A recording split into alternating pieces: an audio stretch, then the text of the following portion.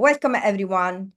So this is the Rome Art Community, and we welcome to a new group that has been set up just a couple of months ago. My name is Federica Gazzelloni, and I have actuarial science as a background, passionate about data analysis, building reproducible research workflow, and I use both R and Python, and so all things data science. I organize as a volunteer on a volunteer basis talks, tutorials, and things for this group, Roma users, and for our ladies, which has a little different mission, which is to promote women in STEM. So I decided to set up this new group to have a broader audience and to dedicate more time to an inclusive community, promoting lifelong learning and a wider ecosystem. So I'm also an instructor, certified instructor for the carpentries and the ACTES. So for them, I teach R, and I'm now writing a book about modeling. You can find a bit more about me at this website, federicagazzelloni.com. So I am very happy to share that what we do is not only online, so we meet in person. So if it happens that you are in Rome, we'll be very happy to meet you, to see you, and we'll be happy to organize something to share a bit of our common interests. So next event in person will be the 6th of March. That will be able to improve their theoretical learning to practical sessions. We are proudly sponsored by the R Consortium and the Linux Foundation. So what to expect from Roma users is networking events and online speakers. So finally, just to give you an idea of what's going to happen next, we have 3 upcoming new speakers, and Joseph will gonna talk about data visualization and more info about Marvin and Alejandro will come soon. You can scan this QR code and it will lead you to our website, which I made it, I maintain it, and then you will find lots of news about R and things. So we love to connect with industry professionals and peers. So what's going to happen today? Our speaker today is Mark Griffin. Thank you very much, Mark, for joining us. He is a former actuary and a senior risk executive whose career spans banking, insurance, and enterprise risk management across North America and the UK. Author of The Mortality Thief, actuarial reasoning is not a background, details in the story, so it is central to the plot. The novel raises questions about responsibility, model risk, institutional pressure, and how AI is reshaping the role of risk managers today. Without further ado, I pass the word to you, Mark. Thank you very much.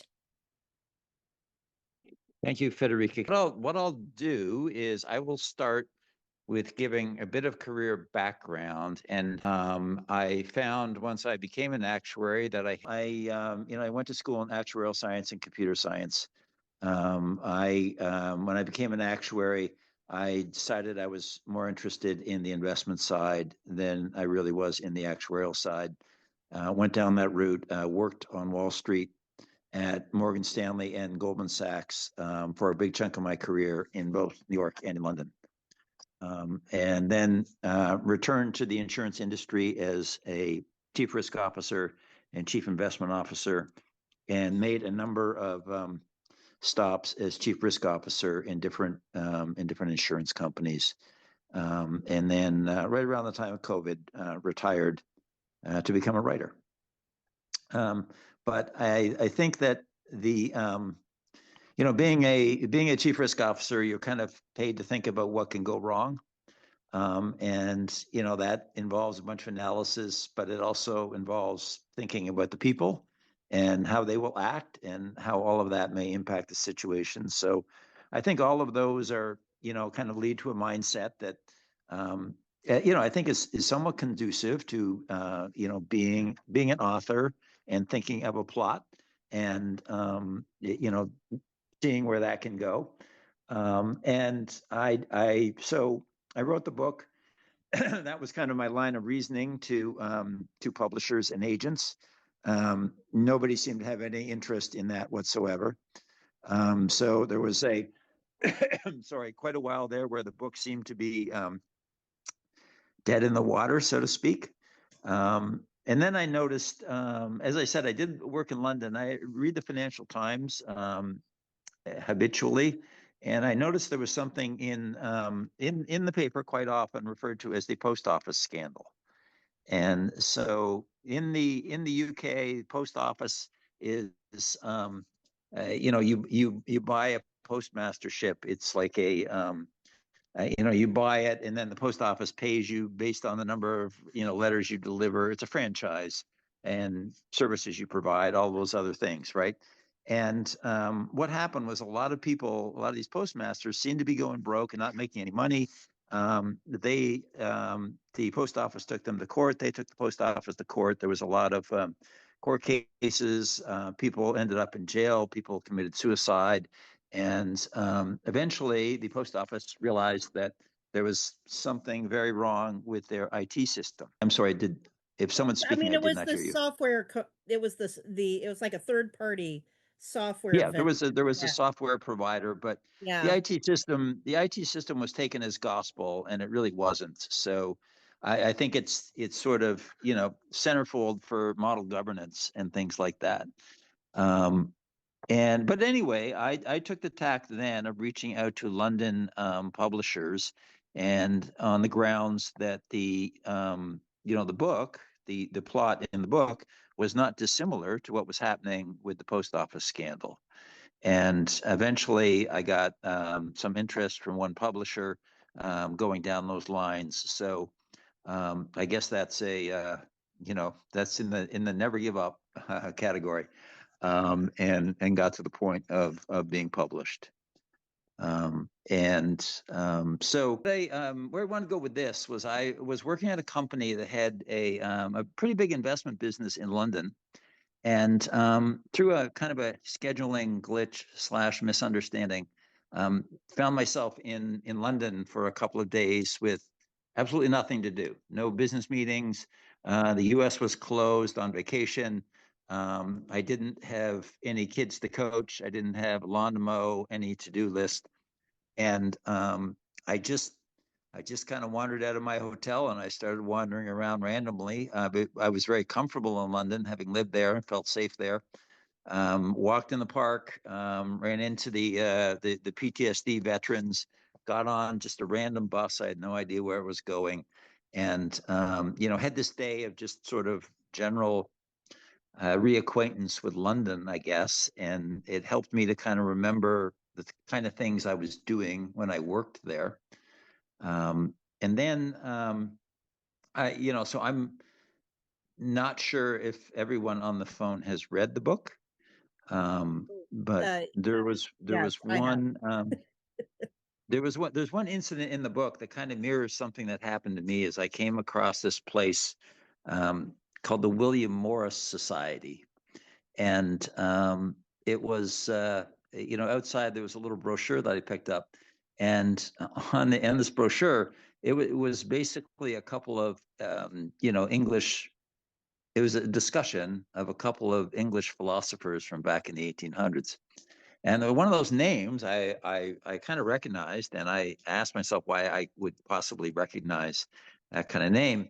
And it turns out that there was a quote from that gentleman, John Ruskin is his name, inside one of the prominent actuarial textbooks. And so, of course, that took me way back to, early in my 20s when I was struggling reading the book. And somehow just that, I don't know, that sort of that transportation across time, it did something I can't really explain, but I think that just kind of helped the whole plot and the whole idea to gel. I don't have a logical explanation for it really, other than that. And generally, I'm a logical person, so that I look for that explanation. But I can't give a perfect one for this one. And once, sorry. Oh, I was just going to say, I had Google Maps open while I was reading the book, by the way, Yep. to follow the path Yep. the protagonist took during. So you Or probably because I'm also like, oh yeah, this is very, very real.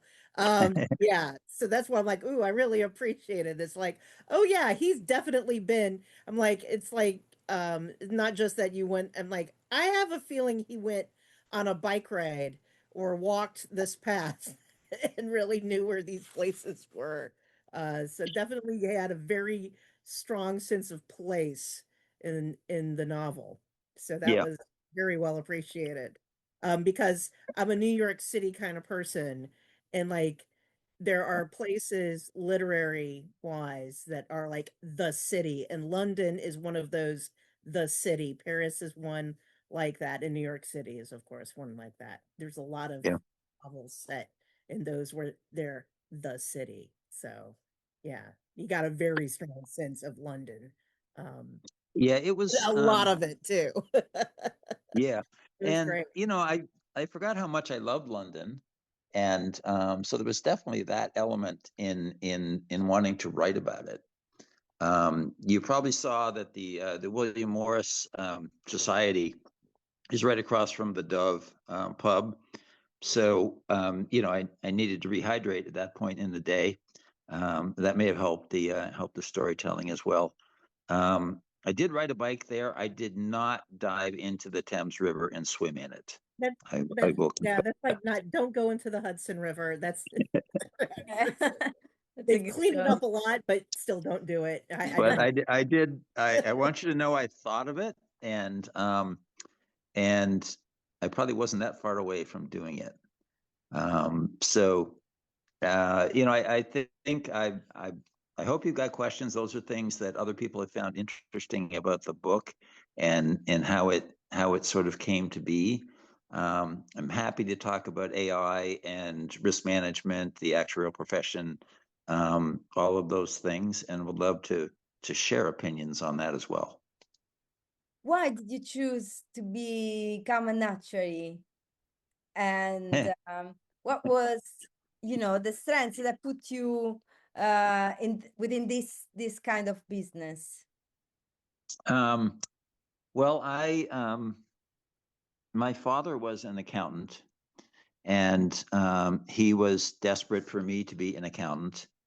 And I found accounting very, very easy and very logical, but I was also the kind of son that didn't want to do what his father wanted him to do. So actually, becoming an actuary was sort of my compromise of doing something somewhat similar to being an accountant, I guess. But and at the time, I interviewed, before I went to college. I interviewed an actuary, and he talked about all the sort of the computer applications that he was working on, and looking forward to taking a joint honors in computer science. So I'm like, wow, there's a lot of computers, so I want to do this. And so I that was the basis of my decision. In hindsight, it's always scary how you make these decisions, and how little information you have. But I think once I started, I tend to be a pretty competitive person. So the nature of there being exams and scores on exams, and getting to 10 exams, I think um, that was a fit for my competitive nature. And maybe that's why when the exams were done and it worked for a while, I was starting to write CFA exams. I was looking for more content. I was looking to sort of broaden what I was working on beyond the material that was in the actuarial exams. Yeah, I mean the question I had for you is, and Frederica and I were talking about this a little bit because both of us are writing textbooks for ACTEX. Is that, I mean, I write a lot, but it's all nonfiction. It's all insurance industry and that kind of thing. And I find that very easy to do. So when I come across, and I know actually quite a few actuaries who've written fiction, um, like I mean, that's a very different kind of structure. Did you need any coaching, or you just sat, how much organization was involved or planning? Just sit down? Did you work with an editor before you shopped your manuscript around? I'm just kind of curious about the process there. Yeah, I hadn't really been planning to write a book or to write fiction. It just kind of started. Um, and so when I eventually got to an editor, the editor was like, well, there's some good content there, but it's all jumbled up. So it's one of those things where sort of reorganizing it um, seemed like a good idea. I mean, in hindsight, I spent so much time reorganizing it and rewriting it. Um, I should have, probably just taken the course and started again because it was, Okay. I at least for publishers and for agents, I mean, they're looking for things in a certain form, and I had really no familiarity with that whatsoever. So that was a very difficult process. I did have an editor. I learned a lot. I've since written another manuscript and have a different editor, deliberately a different editor. And so I'm continuing to learn, just I'd say the tricks of the trade. They're fairly straightforward. I don't, when I think of, I I talked about being a chief risk officer and sort of, paid to think what can go wrong. I find that I can come up with a plot. I mean, the plot for me is easy. Writing it down and keeping it, making sure that all of the thoughts that people will need for it to make sense for them is the difficult part for me, because in my mind just races through the plot to the conclusion.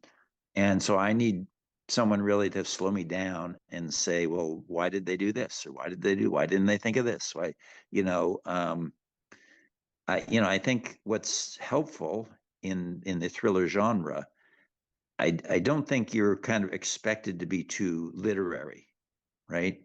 I Oh, mean, a lot of, you look at typical authors, they have books of poetry, they have short stories, they have all this other stuff. They have a master in fine arts. I don't have any of that. It's hard to imagine I would go back and get it at this point in time. So I think being in the thriller genre helps when you're, perhaps, not the world's best poet. Um, and I that's what I'm hoping with the success of but books. I enjoy putting the plot together, and to me the challenge is putting a plot together that people are interested in. yeah, but I mean, you had a point in your book, and if you had done it as like literary fiction, it wouldn't have worked. I mean, it worked as a thriller, is you know? Yeah, And yeah, I mean, part of why I was asking you about the editing and structure and organizing is you have to have a certain amount of pacing in a thriller for it to be engaging. And I mean, it had thriller pacing. And so I'm like, did you have help? Did you, because yes. So because the this answer is had yes. good, I read a lot I, of thrillers, and so that's why I'm like, this has thriller genre pacing. And so I'm like, yeah, it came off extremely polished. good, And look, it was a really fun read. So great. yeah, it was, and I knew about the UK Post Office scandal because I'm in the European spreadsheet risk uh, interest group. Now, this wasn't about spreadsheets, but it was about screwy software. And so we're interested in that kind of as you say, model governance issues. And I'm also in the American Academy of Actuaries, where we're looking at model risk and model governance and issues like that. Because I think you mentioned AI. Um, I mean, all of the regulators and the actuaries were very concerned about, how do you deal with this and keep it from going off the rails? the stuff that gets into the news because of the nature of the biz. Yeah. I haven't, that is not my biggest concern when it comes to risk management and AI. For example, in the risk management groups that I ran, we had it had different names in different places, but we thought of it as the nervous system, and basically what it amounted to was sort of digging in on into the company to figure out what are the leading indicators that things may not be going as planned. And so quite often it's not in the standard accounting, it's in some kind of metric to do with customer satisfaction or something like that. And so a nervous system would be risk management, looking around the company and finding, anywhere from 20 to 100 sort of, metrics that we could track that would tell us if things, sort of the canary in the coal mine type of operation. And not secretively, everyone sort of knew we were doing it. But it required a lot of person hours to go around and find these things, because quite often they're hidden in little spreadsheets in different parts of the company, or in somebody's shoebox or something like that. They were not always in the core accounting system. And putting that together.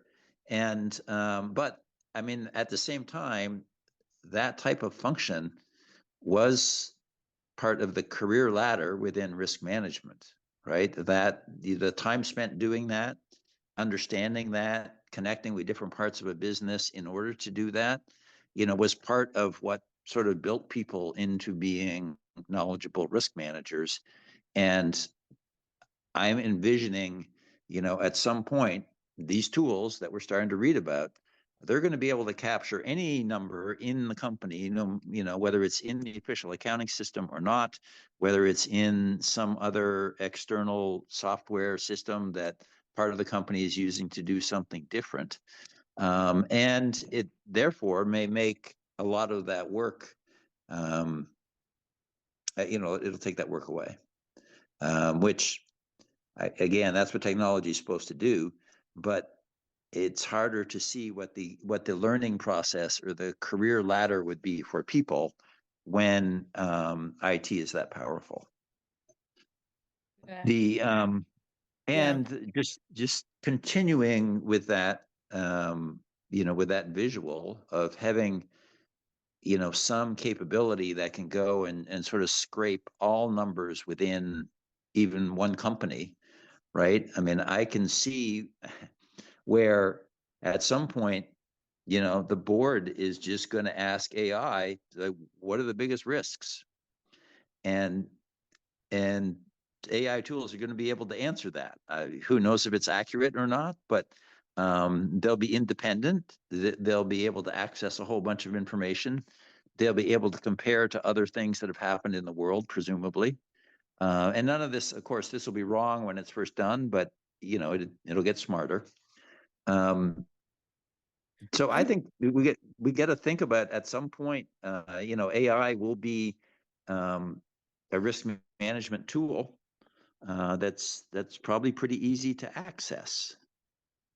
I'm looking forward to the brave new world of fraud. That will be awesome. Yeah, I mean, we're already using it for fraud detection and insurance, but that's like the claims fraud kind of stuff. Yeah. That's the thing. It's like a lot of people don't want to think about how bad it can be, but then sometimes they overreact to certain situations. It's just I like reading a lot of the historical stuff. Daniel Defoe's what's it, Journal of the Plague Year. I had just read that before COVID hit, which was interesting. I had read it because of the 1918 flu pandemic. Historically, it had been 100 years. And I'm like, oh, let me read this. And reading that, I mean, it's just kind of interesting. Back in insurance land, we used to model that pandemic, right? And what we 1665 one? the 1918 one. Oh, the 1918 one. Okay, I'm like that. And what we found, well, I modeled a mortgage insurance version pandemic too, but that's a separate story. Was that on an insurance book of business, it wasn't as bad as you thought, because it basically was a lot of guys coming back from the war. It was very, very young men, and like any other flu-related thing, it also killed a bunch of very old people. And that, when you look at a life insurance, like a term insurance book, it's kind of a barbell. You kind of missed it on both sides, right? And so that's always interesting. But one of the other perspectives that I wanted to mention on this call, and this is, I was also a risk management consultant for a period of time. It's hard to imagine what's going to happen to that business, because that's a business where, if nothing else, the way you charge people is that you charge them by the hour. And the whole idea of a task being, taking you a number of hours is, I think, getting more and more antique all the time. It's just, how can you do it? And you're probably going to have to do it with technology. So it's just not denominated in hours. Except, minimum wage is, but the floor is by a wage per hour. But I think, sorry, I think one of the struggles, and this, I think, is the struggle in the book, where he's got something he's trying to do. And in this case, he realizes that all that actuarial experience and the actual textbooks, and the Ruskin quotes and all that other stuff, he can't do it, right? And so he has to try something different. And so I think of my own career, and it's interesting to look at your career in the rearview mirror, because I was fortunate. I didn't realize it at the time. I was fortunate that when my career started was exactly when interest rates went sky high, and in the insurance industry came up with new products. There was a whole bunch of change, but all of those people, like all of the actuaries who had 20 years of being an actuary, they had no more experience in that environment than I did, which was zero, right? So I wasn't trying to crack into something. It was just a disruption, and which favors the person with sort of an open mind, who can just think of something however they want to think of it. And I think this is a useful analogy, because I think with AI tools, yes, there will be people like yourself, Mary Pat, who like, okay, we can use it for this, we can use it for that. It'll help us do this, it will help us do that. But you're thinking about the world in the way that that's evolved for the last 20 years, right? And at some point, that may actually be a disadvantage, to someone who comes in. This is second nature, and they don't think of sort of adjusting the way that we've done it. They think of doing it in a completely new way, and they may get it wrong.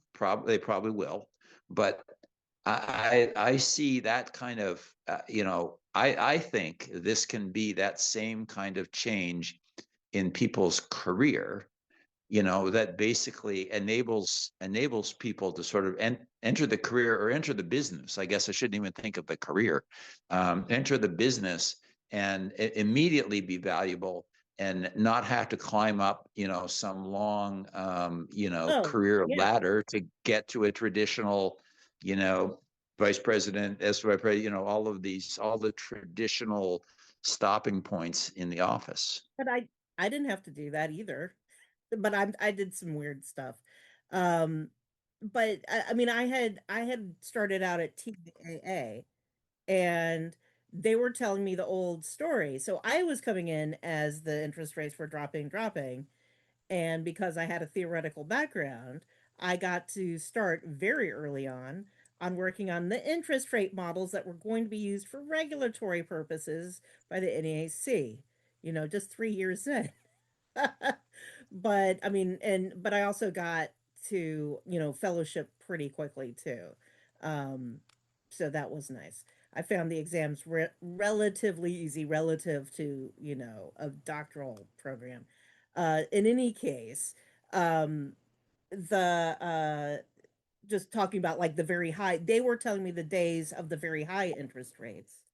And right as PCs were coming in, and how it had been in the time of the mainframes.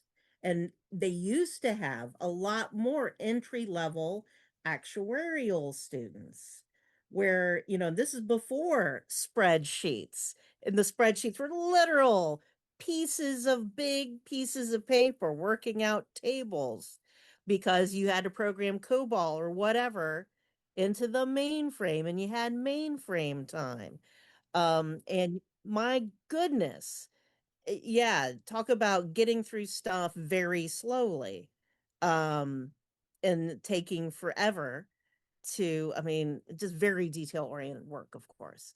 But it might take a long time before you could ever see something at a high level versus coming in, and I'm having to see that our main product at TIAA is getting very strained because of the interest rates, 4% and going down and down and down and down, and it continued down. And when we were putting together this interest rate model for the NEC at the American Academy of Actuaries, they put a floor in. It wasn't zero. And I'm like, why are we doing this? And of course, later it did get to zero. Um, and then we were saying negative. I'm like, if you were going to allow interest rates to go negative, I'm not getting involved in this model because this structure of model won't allow for negative interest rates. But what do you But think yeah, about Excel as a tool? What do you think about Excel as a tool? How do you see? This is for Mark as well, because yeah. we get Yeah, into but talk to Mark first because I yeah, have loads of opinions but on that. then so Yeah. after the first training things, then we pass to regulatory things, and then we don't touch those things anymore, and they just students that work on tables and things. But what is your thoughts about Excel as a tool?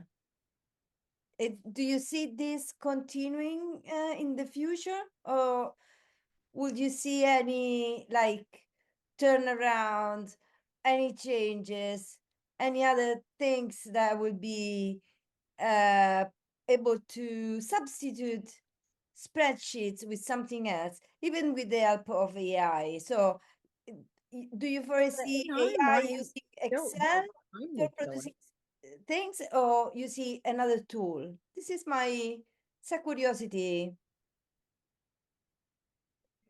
Do you see? Well, Yeah, I, sorry. I guess the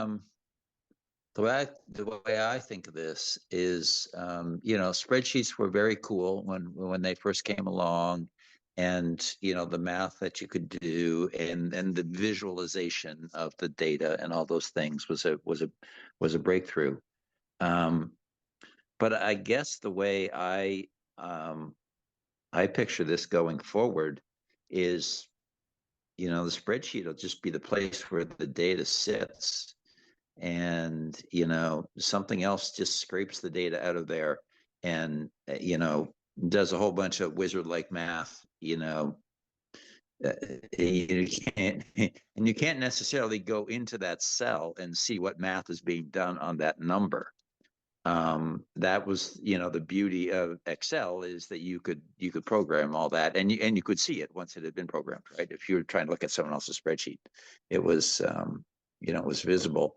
And my concern is that we're going to go to tools that are sort of a level beyond that, so that that's the kind of tool that we all kind of grew up with, and the way we think about data and what to do with it. I'm worried that what happens to the data will be something that is, it's in a black box, so to speak. It'd be very hard to determine what are all the different things that got done with that data that used to be in your nice, friendly Excel spreadsheet.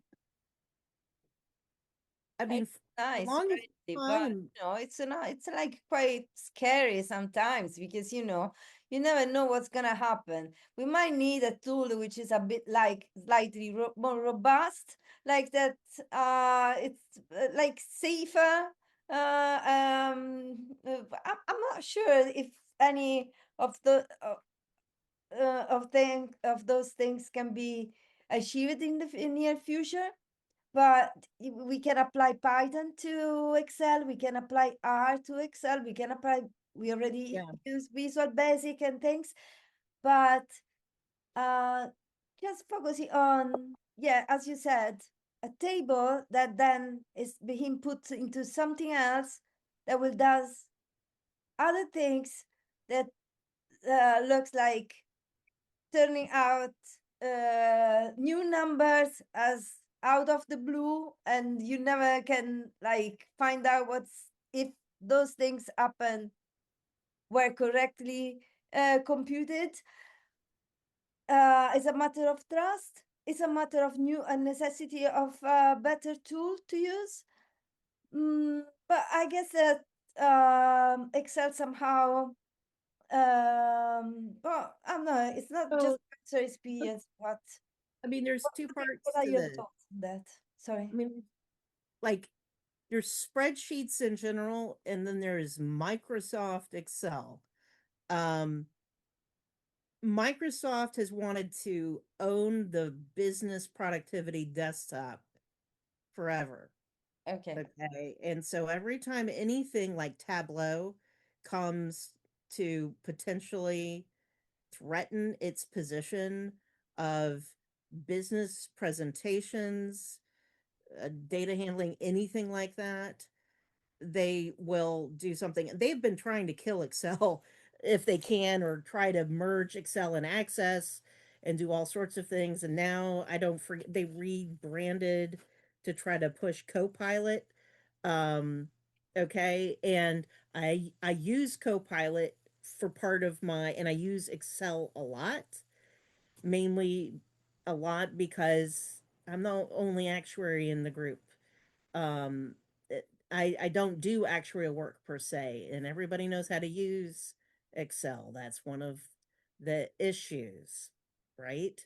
But now if we have Outlook, if we have Copilot and everybody can just take the data, as Mark says, and I say, I want a forecast, or I want this, or, a financial analysis, and Copilot does it for us without any of that But that pesky. things that you scroll the cell and then you just touch the cell and things can change. If you change something, it's like a domino. Anything else that follow could be different. Anyway, I'm just saying, this is some of the tools that are out there. I mean, I'm actively using these tools right now. Yeah, and Um, asking but there are spreadsheets, but a lot of the spreadsheets people use, so I use Gemini on my personal laptop, and a lot of times I have it get me like sources and stuff, and it'll export to Google Sheets. They're structured data, and there's sheets and spreadsheets and stuff, and it's just a way to move data around. yeah, Just structure, and so you'll just have tables and this, that, and the other. yeah, but yeah. It's just structured files, XML and that kind of thing. And it might just go back to that. And they may just use Oh, Excel as a big fancy calculator as their calculation engine for certain kinds of tasks, whereas they use Python, and they do in Copilot for some of the stuff I've asked it to do for data visualization, because it has just the modules. You import the module and it does the visualization that I want on a particular data set. Um, and yes, and you can give it parameters, and you can change the colors and the fonts, and just like you do in R, and I can hand it the parameters I want it to change, and it will give you the code, by the way. I open it up, and so that if I want to rerun in Python, I'll have the dot uh-huh. .py. and I can rerun it on other data sets. So this is why I say it's for data exploration and not for production. Now I have the code and I can go because I know Python. But my team members don't. And that's one of the issues is like, maybe like with Mark saying, we're the last generation that knows the underlying. It's like the people, but why am I bitching? My dad, who had worked for IBM, he knew machine code. I didn't program in machine code. That's not the level of language I have ever programmed in. You know, he had punch cards, you know? So, oh, they don't know how to do things in binary. No, I don't have to. I have compiled languages. I use R, you know. I just need to know what module to import in Python. I don't need to know all the pesky stuff underneath, right? Um, so I just need to trust the person who made the module. Exactly. Yeah. And Unless that's you in get the R as responsibility. well, you know. So, right. But you, I mean, generally, you have to be able to know if you look at it that the result is wrong. How do you know the result looks wrong or smells wrong or, you know, however you want to say it? Yeah. Um, and so that's one of the things that I've been willing to train younger folks, but nobody seems to want to be I trained in it. imagine Mark has a lot of story about those things. Yeah, Imagine. just like trying to get people coming in. But it's like, here's the difference between statutory and GAAP and why, because that's part of it. And oops, pardon me. What is this? Federica, what do you so I'm curious from you know, from your perspective, you know, working in Europe, I think I'm right to make that generalization, I hope. What is the actuarial profession in Europe? How would you describe the embrace of AI from Yes. that perspective? Yeah, but we are not that far. I mean, I was thinking about this when Mary was talking about United States and the federal and the states differences within. We have differences within in Italy, for example, beside Europe, because Europe is a. But let's just focus on Italy for a minute, and we have regions. We have 21 regions in Italy. And so this each region can behave differently.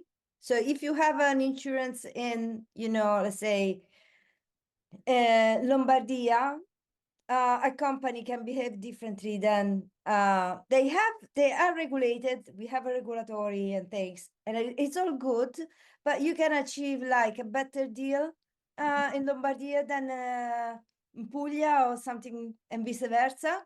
And so this is somehow what can I say, confusing. So we do have standards, obviously.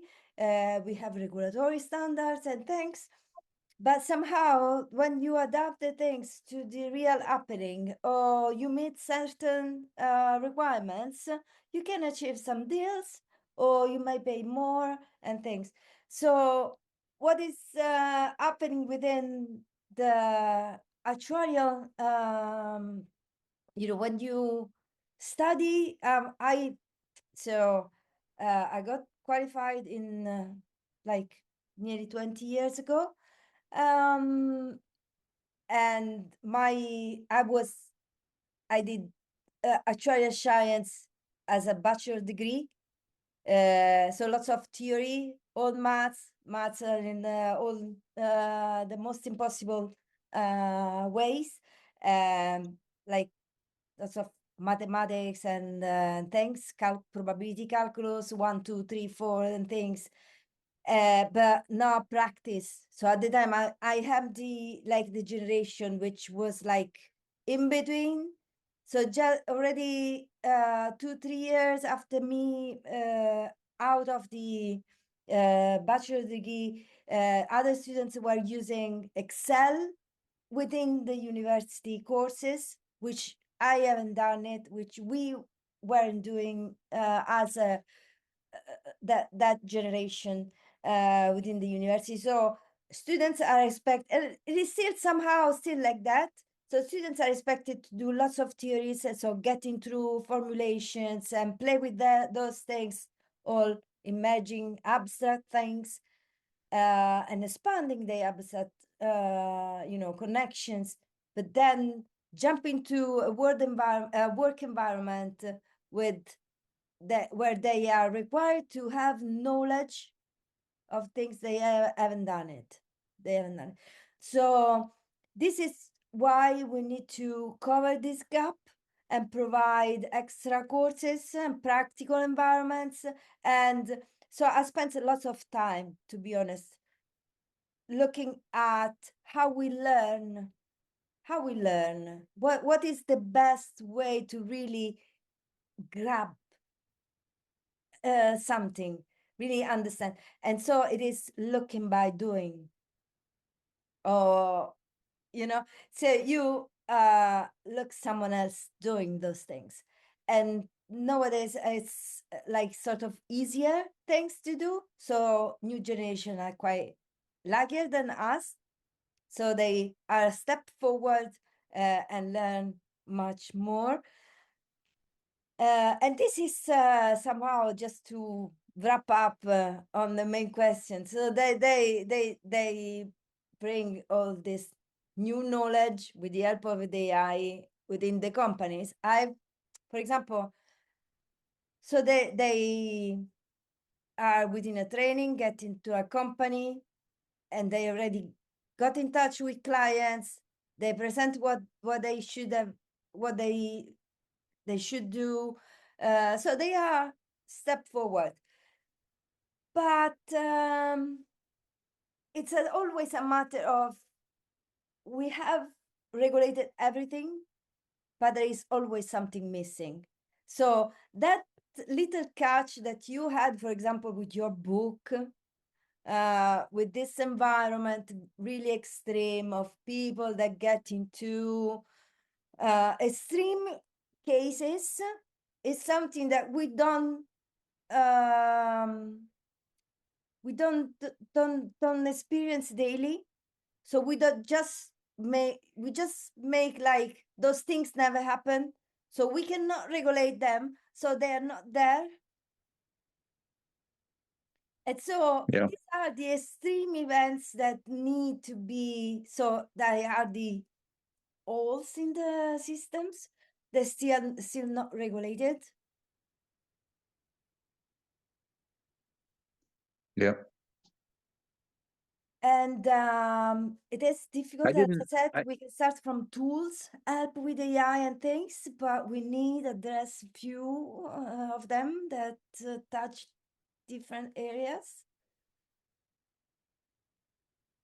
I didn't know that that Italy was that fragmented, right? I mean, to the outside eye, you think it's a homogenous place, right? And I know we always think that way about other countries, but it's never really the case. I mean, I have no idea. So I mean, for example, Italy is never always free up of environmental, like weather extreme events that are catastrophes or things. But now things are getting different. So we are not ready, just to give you an example. But as we are not ready, somehow we delay to focus on those things because they are not there. They're still not touched. Yeah, and like catastrophe modeling is a big thing for the US. the wind models, we have earthquake models. I mean, we've got, yeah, I mean, it's covered in the US, obviously. Yeah. Yeah, Japan and yeah. Mm-hmm. I'm impressed with, Wow. Yeah. yeah, I'm impressed with many things. I'm fascinated with lots of things.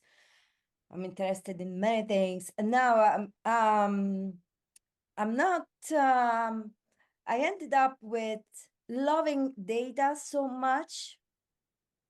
I'm a mathematician, you know. This is my what I've got inside. It was always like that since I was very, you know, and I love data. So I don't care what I'm talking about. I'm just dealing with data, and it can be health data. I love dealing with health data. I love talking about how can we like contain the spread of an infection, and then you can stop and think about that infection can an infection be compared with the spread of something else that we haven't expected and then just spread out very quickly. Mm-hmm. So it's just a matter of like, as you said, like turning around the corner and find something else that you haven't expected, and then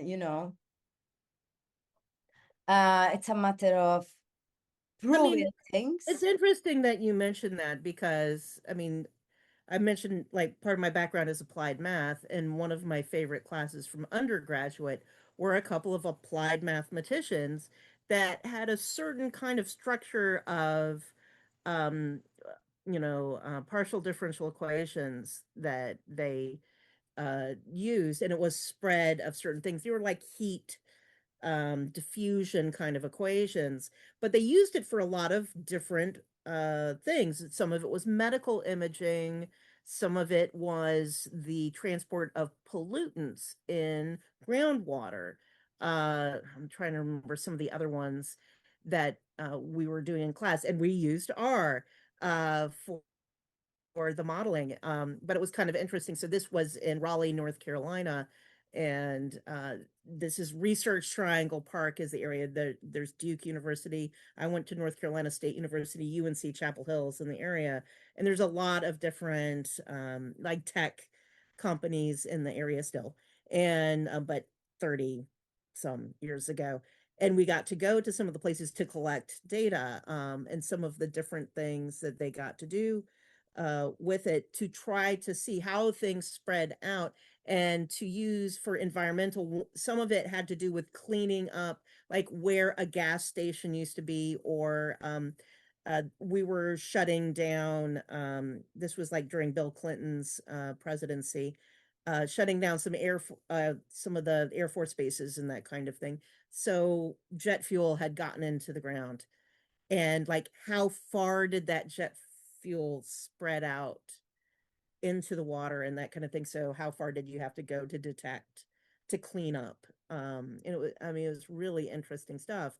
But I learned from that I could transfer basically the same kind of model. So I was modeling neurons and stuff later, and it was a similar kind of model of how the signals progress around. That was the visual cortex. But then to the financial models, the Black-Scholes and some of the other ones, you're like, oh, okay.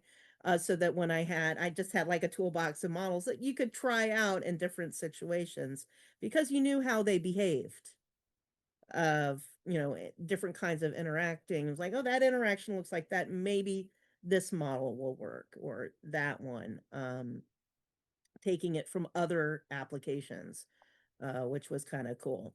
So this is kind of neat. Um, you're like, oh, okay, it's behaving. If it's oscillatory, oh, okay, you can use that standard model. Those kinds of things. So Well, yeah. when it's something new, you don't know what is gonna be, how it's going to behave.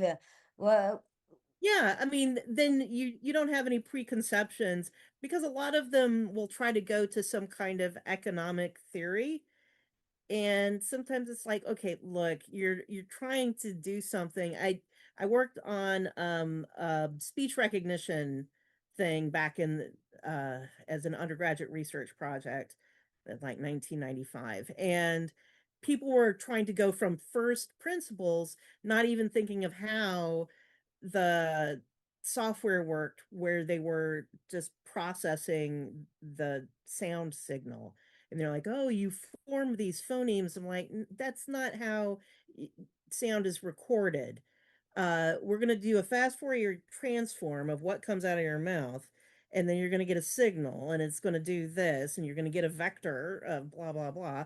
So this is what we can do with it. You know, that kind of thing. It's like a linear algebra problem. And that's what a lot, I mean, and this is like the LLMs. A lot of people think something logical is going on, not necessarily unless you push it through some kind of system like that. And they don't necessarily do that for the general ones. So it is kind of interesting how these tools are developing, but a lot of times people are using these black box models. They don't know how they behave, right? So it's like people are having to think in a different way in using these tools, which it's getting frustrating because like at my work, we're trying to get people to use them.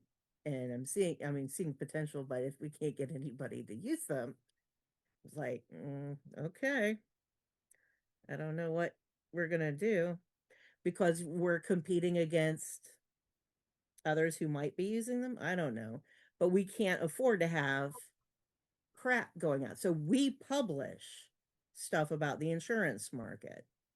So it's like, it's not Wall Street Journal, but it's like you can't have wrong information going out. So that's our risk. It's not like losing somebody's money though. That's a different risk. And then there's insolvency. That's a different risk. So thinking of risk management there. And that's the thing, is some people are not thinking about what's the risk of using this new tool. In some cases, you just might look like a dummy. Okay, fine, some embarrassment. But yeah, anyway.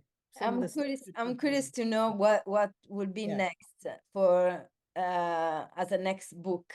Yeah, the next book. Yeah. So there's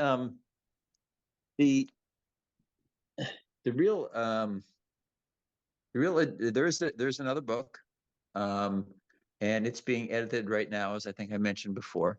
It is the book 2, and potential books after number 2 are more focused on climate risk.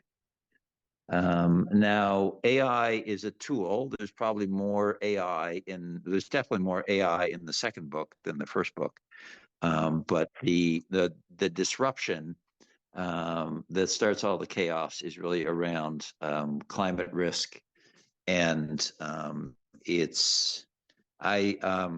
one of the reasons climate risk is the risk that I'm really passionate about and focused on, and I'm frustrated because when I'm trying to read about climate risk, there are some sort of thrillers about climate risk, but every single one of them is set in the future, like after some catastrophic event happens and we're all living on an island or living on Mars, or something has changed the world before the book starts. And this is really the disruption in the thriller is based on the transition to a different economy, a more green economy, how governments react, how corporations react, and how people react, and how all of that interplays together. It's not there's an activist in it, but he doesn't last very long. It's not about activists. And so it's I think it's sort of a gap in the genre, and something that's very interesting to me. So that's why I'm pointing there. The same guy, Luke Smith, is still in it, but he's much of a, it's not about mortality risk or anything like that. It's sort of more more Luke as a risk manager than as an actuary. Okay.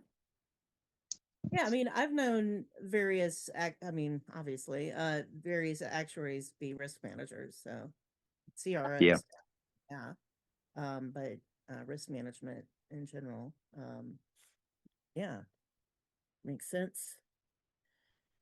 But yeah, a lot of people, I think you're right. A lot of people, if you said, "Oh, climate risk thriller," they would think, "Oh, it's like one of those." I mean, they're going to be thinking of the. I just remember in the 1970s there were all of those movies about, oh, it's a tsunami, it's a earthquake, it's whatever, avalanche, yeah, you yeah. know, and they're going to be thinking that like a catastrophe risk kind of thing, Right. which is Yeah, and I think as much as I'm trying to do something different, one of the struggles in the publishing world is when you're trying to sort of sell your book to a publisher or to an agent, they always want to know what book it's like. Like what's the comparable book? yeah. And I can't. I'm kind of doing it because there isn't a comparable book. um, so I'm not sure if how that's gonna translate or how successful that's going to be, but I'm going to give it a try. Um, and there's politics in it. I mean, everything's in there. People get chased, people get shot, people, all those same things get happen. But I Yeah, think, I mean, if it's still like a thriller kind of thing, there's probably some kind of thriller novel you can do. Some thriller meets something. I mean, I don't know. I don't read enough. I'm more into sci-fi and mysteries as genres, so I really couldn't tell you. Um, yeah, yeah, about thriller. Suggest you to search for what is movie producer or something, and you see if you can do like a thriller for real that will go like on Netflix or any other things. Yeah, I mean, you'd I want to love pick something those that's things. yeah, Like a something that's series or current. something. Yeah, I wouldn't want yeah, I think that's That would be a good shot. that really would require an agent, I think. yeah. And that would be one of the first big step was finding that first publisher. Yeah. A lot of people don't get there. And so finding another publisher, I don't think I'd want to use the same publisher for another book that isn't in London. And then I think getting enough attention that you would get the attention of an agent, then I think that would be another step. So Yeah, the uh, marketing. Have you ever thought about hiring a marketing manager or something? well, my budget for this whole endeavor is zero, so Yeah, that's the gonna be an that's the investment. constraint. Yeah. um, the interesting thing, having said that, I've spent a lot of, as both of you are aware, spent a lot of my time and effort on LinkedIn because I think there's a lot of, it's about business related stuff, right? Yeah. And the one thing that I've never explored that I do want to explore is it is possible to advertise on LinkedIn. Um, Yeah. doing it the nice friendly way of finding people like Mary Pat who will like read the book and say nice things about it. Okay. I mean I that's want to great. I want to tell you something, by the way. You are not the first Okay. actuarial author who has reached out to me to try to get me to read their manuscript. You're the first one who wrote something that was actually engaging. Sorry. Um, Most of them are Okay. like I'm just going to that's why I was asking if you had help with the pacing and this, that, and the other. Some of them I have I mean, and I'm friends with a lot of these people and stuff, and I really don't want to tell them to their faces that like their fiction's really bogged down and it needs a good editor, and I'm not gonna do it. And it's like they had some good ideas in there, but it needs a lot of work kind of thing. And yours was obviously polished and finished and everything. And it was like pacing was fast. And I'm like, ooh, this is really good. So yeah, I could tell there was a difference in what it was. So it was really good. Thank you. Well, yeah, I think I was able to learn that, I guess, pretty quickly. And you know, if you read other things like that in that, I guess the best, maybe the most tactful way to address that is to pick something that you think is a good thriller that has good pacing, that has the hooks in the right places and stuff like that, and just say, hey, you know, try reading this book and try to figure out how you would tell your story in the same kind of way. A lot of research and everything, but I thought, you know, I really need to go there because there's just things you discover when you go there that you never would discover in all the research in the world, right? But the funniest incident was actually, so it's actually set in Canada. Okay. And me flying there, and when I crossed the border, for some reason, I was not prepared for this at all. The border guard said, well, like, why are you here? Like, what are you doing here? And it's pretty clear from where I was going that wasn't tourism. And Okay. and it's probably the first time when I said out loud, "Oh, I'm an author." And it sounded weird when I said it. And so of course he asked me all about the book, and I wish I had the book there to sell to him and all this other stuff. But it was very strange when you realize that, you know, okay, this is what I'm doing now. Thank you very much. Yeah, it's great talking with you. Yeah, well, I'm looking forward to organize more. Really appreciate it. Thank you very much. Okay. Yes, thank you, Federica.